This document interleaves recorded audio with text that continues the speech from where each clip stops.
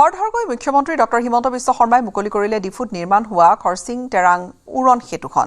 আজিও এই উৰণ সেতুৰ তলৰ ছাৰ্ভিচ ৰোড নিৰ্মাণ হোৱা নাই, যাৰ বাবে ডিফুৰ প্ৰধান ডাকঘৰৰ সন্মুখত আৰু গান্ধী পাৰ্ক এলেকাত দৈনিক জমা হৈ থকা লেতেৰা পানীয়ে জনতাক জ্বলা-কলা খুৱাইছে। উৰণ সেতুৰ এই স্থান বিশেষে নিৰ্মাণৰ যি নিম্নমানৰ অভিযোগ উত্থাপন হৈছে যে নিৰ্মাণৰ কাৰ্য নিম্নমানৰ। স্থানীয় লোক এই বিষয়টোক লৈ খুব সৰব। নলাৰ ব্যৱস্থা ভাল নোহোৱা আৰু জনতায়ো নদীত নলা জাবৰ জোথৰ পেলোৱাৰ বাবে এনে অৱস্থাৰ সৃষ্টি হৈছে বুলি মন্তব্য কৰে অভিনেতা ৰাজীৱ ক্ৰ'ৰ লগতে অটো চালকসকলে।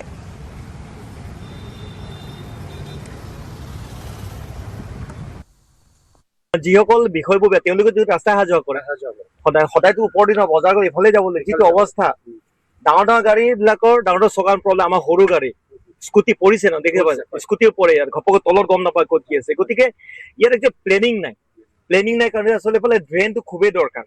ড্ৰেইনলৈ পানী ক'ৰ পৰা, আৰু পানী ক'ৰ পৰা আহে, পানী একদম ওপৰৰ ফালৰ পৰা আহে। এই ষ্টেট বেংকৰ এইফালে পাহাৰৰ পৰা পানী আহিব গোটে এইফালে বৈ আহি এইফালে যিবোৰ কি বুলি কয় আগতে যে লিজা হোটেল চলে এইফালে গোটেই পানীখিনি এইফালে ৰাস্তা নাই, ব্লক। এইফালে পানী আহিছে, যদি ড্ৰেইন আছে ড্ৰেইন চব ব্লক, আৰু ড্ৰেইনবোৰ য'ত নেট চেট পানী যাব তাৰ চব ব্লক হৈ তাৰপিছত ডিফু বজাৰত আজি অত বছৰ ডিফু বজাৰত মাজত দেখা পাইছো এই KFCৰ সন্মুখত স্কুটি এটা ডুবি গৈছে, আৰু অলপ আগত এইফালে দেশৰ এপাৰ্টমেণ্টৰ বিল্ডিঙৰ ওচৰত তাতো পানী হয়। আজি ডিফু বজাৰ পানী হয়, ধেমালি নেকি? হয়, অসুবিধাটো আমাৰ বহুতেই হৈছে। এই ফ্লাইঅভাৰখন যেতিয়াৰ পৰাই হ'ল তেতিয়াৰ পৰাই এই ৰাস্তাটো মানে বনোৱা নাই, আৰু পানী জমা হৈ যায়, মাজে মাজে গাঁত হৈ যায়।